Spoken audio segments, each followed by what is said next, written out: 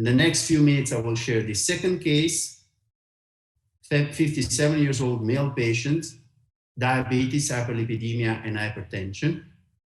He presented with dyspnea de Ford with a normal ECG. Nevertheless, at the echocardiogram, he showed an ejection fraction of 40%.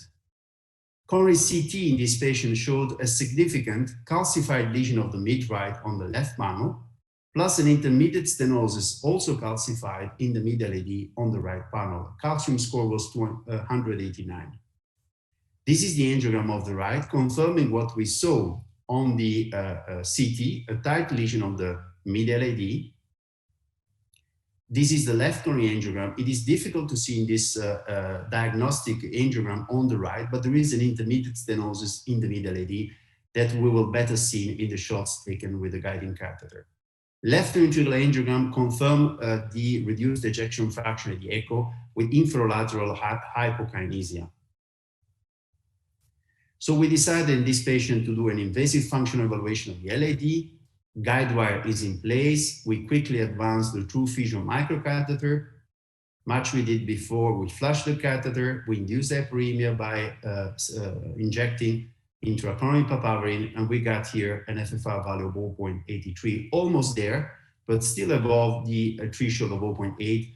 And therefore, we consistently decided to accept this result and to defer for the time being this stenosis to optimal medical therapy. But before doing that, we just did a second measurement because we wanted to be absolutely sure the 0.83 was a consistent value. And you see, again, by injecting papaverine second time, we got exactly the same value, 0.82 or so.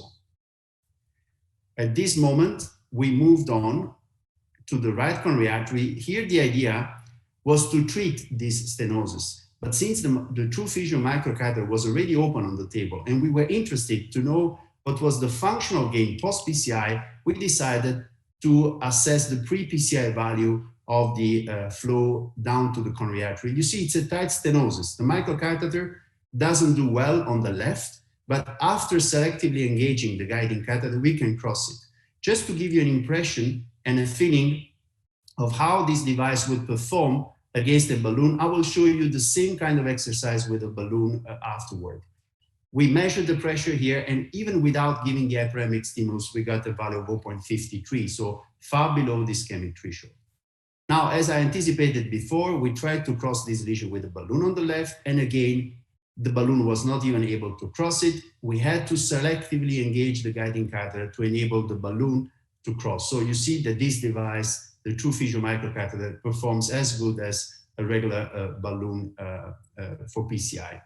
We did pre-dilatation. We implanted a long stent.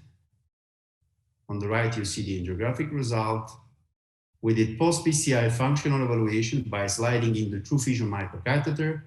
We induced hyperemia. We did the pullback, and the post-PCI value is 0.92. So we were quite happy with the final angiographic and functional result in this vessel.